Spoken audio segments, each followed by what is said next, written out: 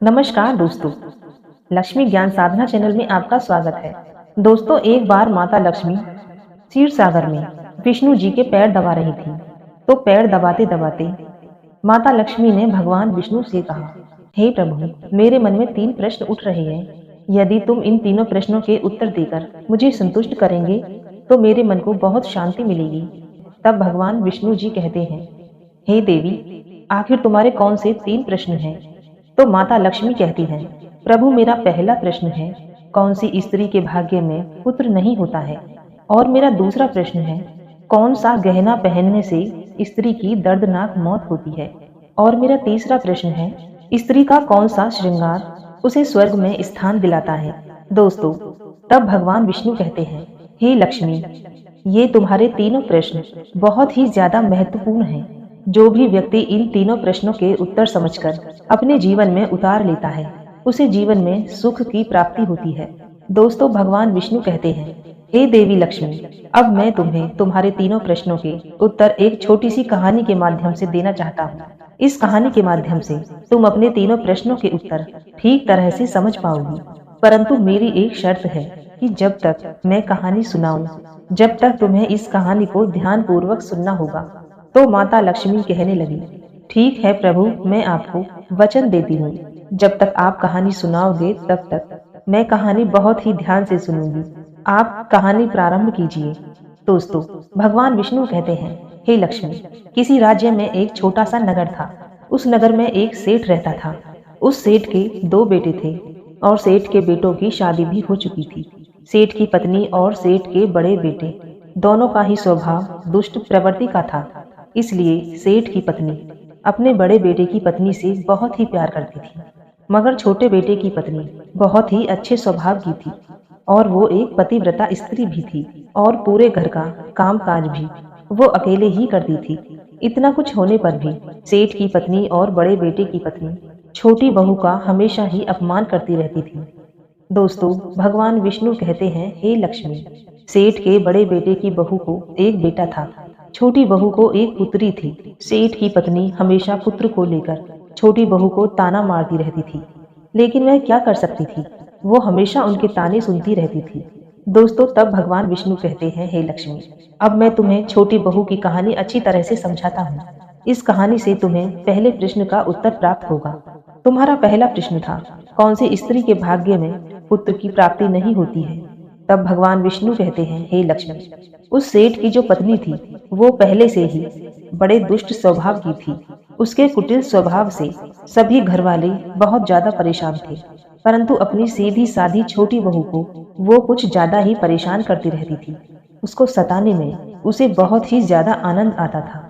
सेठ के छोटे बेटे की पत्नी का नाम सुकन्या था। बेचारी सुकन्या सुबह जल्दी उठकर अपने काम काज में जुट जाती थी। इतना करने पर भी सेठ की पत्नी हमेशा उसे भला बुरा कहती रहती थी। एक दिन की बात है, सुकन्या घर में झाड़ू लगा रही थी तो सेठ की पत्नी बोली, क्या तेरे हाथों में जान नहीं है? चल तू जल्दी जल्दी हाथ चला, मैं मंदिर जा रही हूँ। मंदिर से लौटने तक तू खाना बनाकर तैयार रखना। बेचारी सुकन्या क्या करती, वो अपनी सास की बातों को सुनती रही।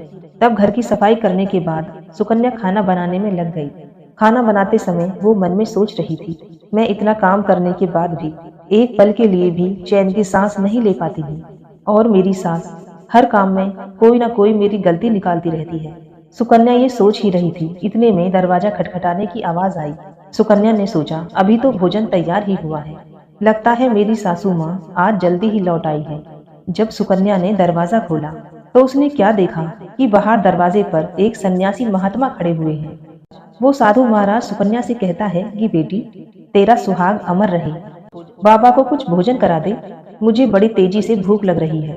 सुकन्या बहुत ही सुशील और संस्कारी थी। उसने सोचा, साधु महाराज को भोजन करा तो दूं, परंतु यदि मेरी सास आ गई तो मेरी खैर नहीं।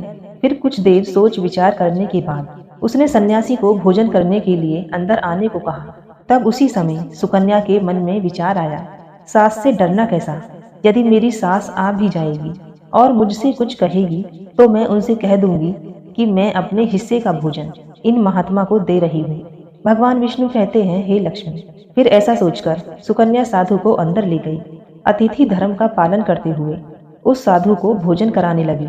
अभी साधु भोजन कर ही रहा था कि सुकन्या की सास आ गई और साधु को अंदर बैठा भोजन करते हुए देखकर उसका गुस्सा 7वें आसमान पर जा चढ़ा और एकदम से साधु महाराज से कहने लगी, यहाँ कोई भंडारा नहीं चल रहा है, उठ भिखमंगा बाहर निकल।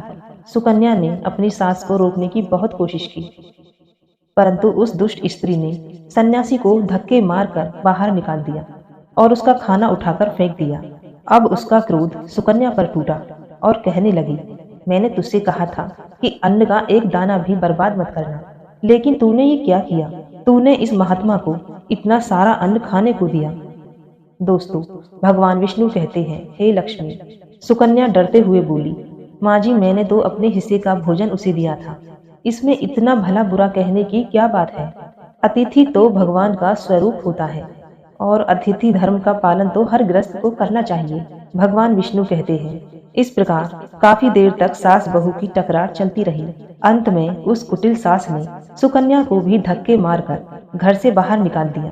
अब वो बेचारी घर का दरवाजा पीटती रह गई, परंतु उसकी सास पत्थर जैसी बन गई। उसका दिल नहीं पसीजा।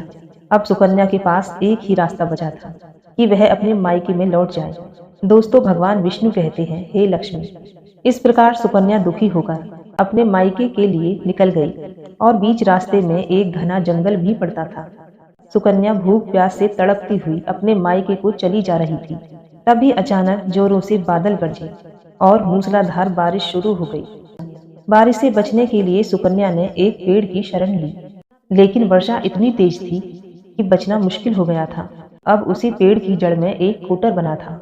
सुकन्या ये सोचकर उसमें घुस गई कि बारिश रुकने के बाद वो बाहर निकल आएगी और जब तक वर्षा हो रही है वो कोटर के अंदर बारिश से अपनी सुरक्षा कर सकती है।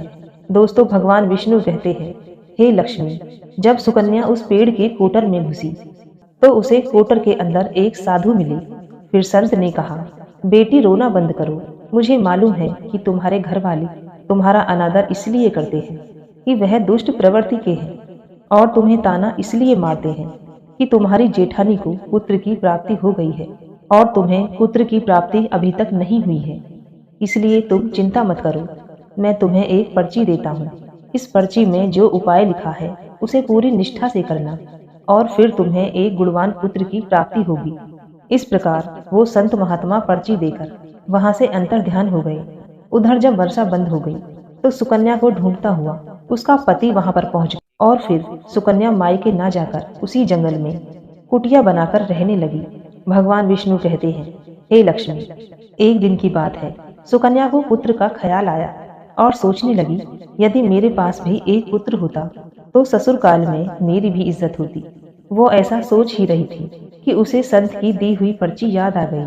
जब सुकन्या ने पुत्र प्राप्ति के लिए उस पर्ची को पढ़ा तो उसमें लिखा था कि बेटी पुत्र प्राप्ति के लिए हमेशा पति के बाईं तरफ सोना चाहिए।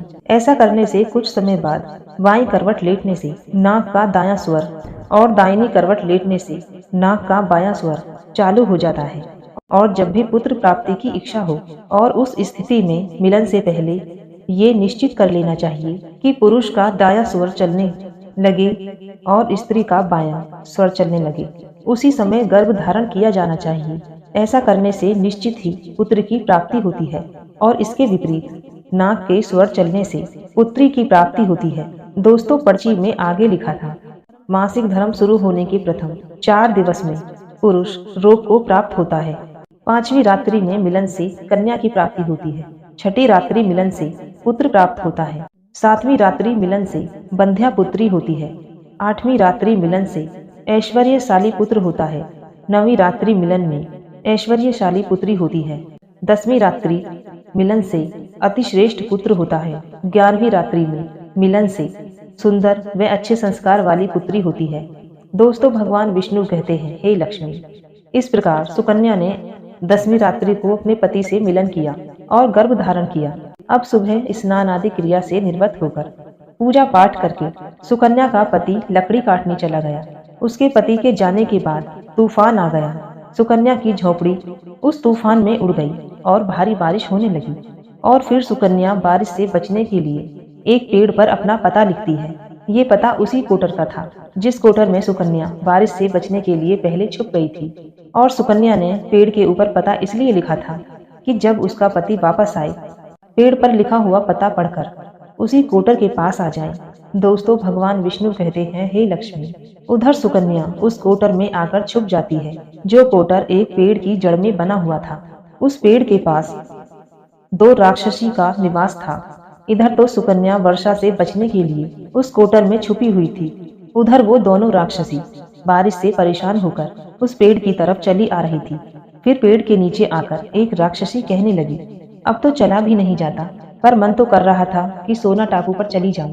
तभी दूसरी राक्षसी बोली, इसमें क्या बड़ी बात है, ये पेड़ हमें उड़ाकर अभी वहां पहुंचा देगा जहां सोने का टापू है।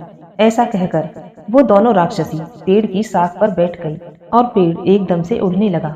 उधर थकी हारी सुकन्या उधर कोटर में छुपी हुई थी।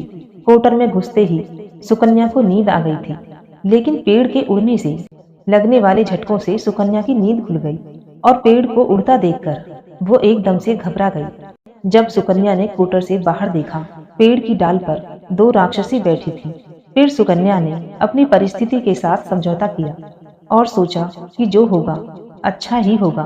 फिर कुछ देर की उड़ान के बाद वो पेड़ एक सोने टापू पर पहुंचकर वहां उतर गया। उधर दोनों राक्षसी को भूख लग रही थी, इसलिए वो दोनों एक शिकार की तलाश में निकल गईं। उन दोनों राक्षसी के जाने के बाद सुकन्या उस कोटर से बाहर निकली।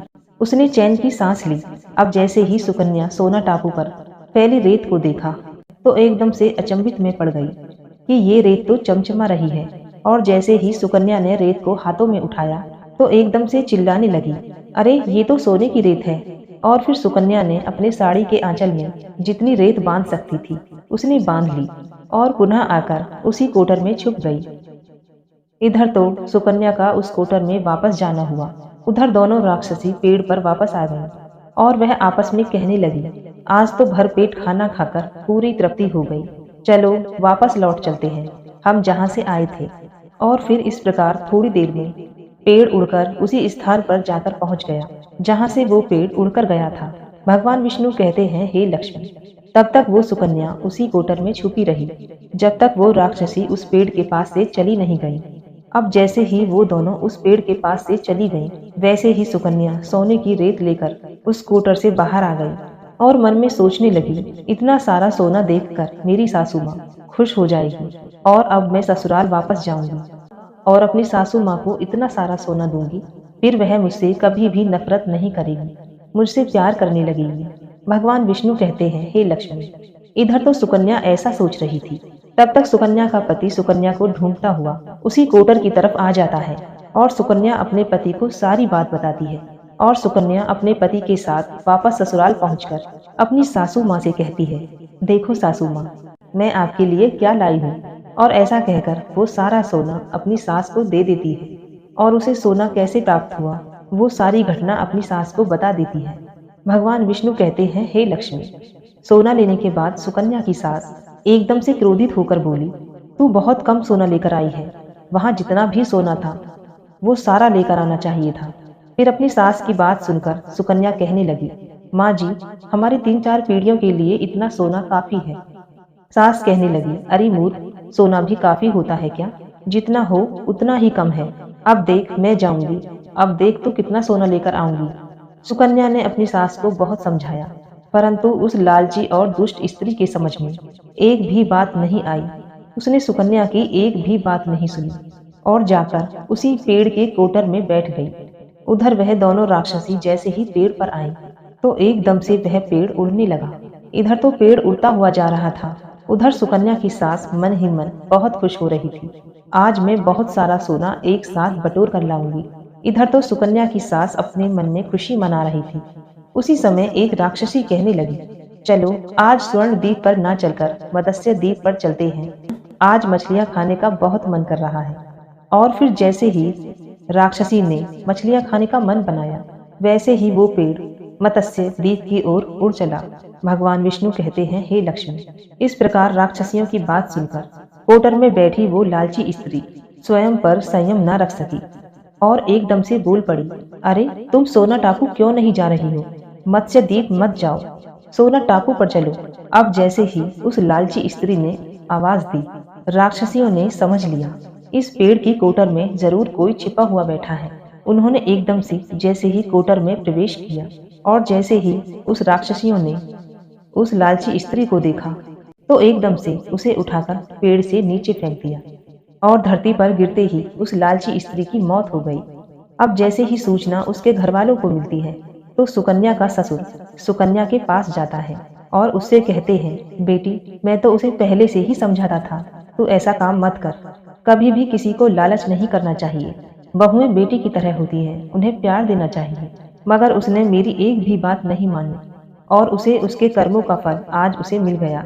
उधर सुकन्या अपने पति के साथ सुखी जीवन बिताने लगी और कुछ दिनों बाद उसे गुणवान पुत्र की प्राप्ति हुई और पुत्र की प्राप्ति के बाद सुकन्या की खुशी का ठिकाना न रहा और वह भगवान का शुक्रिया अदा करने लगी। उधर सेठ के बड़े बेटे की बहू हमेशा सुकन्या को पुत्र को लेकर ताने मारती रहती थी। जब सुकन्या को पुत्र की प्राप्ति हो गई और धन भी प्राप्त हो गया, उधर सेठ के बड़े बेटे और बहू के दिन गरीबी में गुजरने लगे। तो सेठ की बड़ी बहू सुकन्या के सामने हाथ जोड़कर अपनी गलती की माफी मांगने लगी। सुकन्या एक बहुत ही दयावान स्त्री थी, बहुत ही मधुर संबंध वाली स्त्री थी। फिर वह अपनी जेठानी को माफ कर देती है और वो जो भी सोना लेकर आई थी, उसमें से कुछ सोना अपनी जेठानी को भी दे देती है। इस प्रकार वो पूरा परिवार अच्छे से जीवन यापन करने लगता है। इस प्रकार जब समय धीरे धीरे व्यतीत होने लगा, अब सेठ की बड़ी बहू का जो पुत्र था, वो बहुत अवगुण था। उसने सारा धन अवगुणों में बर्बाद कर दिया और सुकन्या को जो पुत्र हुआ था, वो बहुत ही गुणवान था। वो अपने जीवन में इतना आगे बढ़ा, उसने अपने माँ बाप का नाम रोशन कर दिया। और फिर सुकन्या और उसकी जेठानी का जीवन समाप्त हुआ, तो सुकन्या को स्वर्ग की प्राप्ति हुई और उसकी जेठानी को नरक में स्थान मिला। भगवान विष्णु कहते हैं, हे लक्ष्मी, तुम्हारा पहला प्रश्न था, कौन सी स्त्री के भाग्य में पुत्र नहीं होता? तो समझ लो, संत के द्वारा दिए गए पर्चे के विपरीत कार्य करते हैं, उनके भाग्य में पुत्र योग नहीं होता। भगवान विष्णु कहते हैं, हे लक्ष्मी, तुम्हारा दूसरा प्रश्न था, कौन सा गहना पहनने से स्त्री या पुरुष की दर्दनाक मौत होती है? तो समझ लो, वह है लालच रूपी गहना, जो सेठ की पत्नी ने पहना था और खूब सारा सोना लाने के लालच में कोटर में घुस गई और राक्षसियों द्वारा नीचे फेंक दी गई। जाने के कारण सेठ की पत्नी की दर्दनाक मौत हो गई। इसलिए लालच रूपी गहना कभी नहीं पहनना चाहिए। भगवान विष्णु कहते हैं, लक्ष्मी, तुम्हारा तीसरा प्रश्न था, कौन सा श्रृंगार करने से स्त्री को स्वर्ग में स्थान मिलता है? तो वो है चरित्र रूपी श्रृंगार, यानी कि चरित्रवान पतिव्रता स्त्री। सेठ की छोटी बहू सुकन्या की तरह मृत्यु के बाद स्वर्ग में जाती है। इसलिए हर विवाहित स्त्री को पतिव्रता चरित्रवान होना चाहिए। दोस्तों, ये कहानी आपको कैसी लगी? कमेंट में जरूर बताइएगा। मिलते हैं अगली वीडियो के साथ।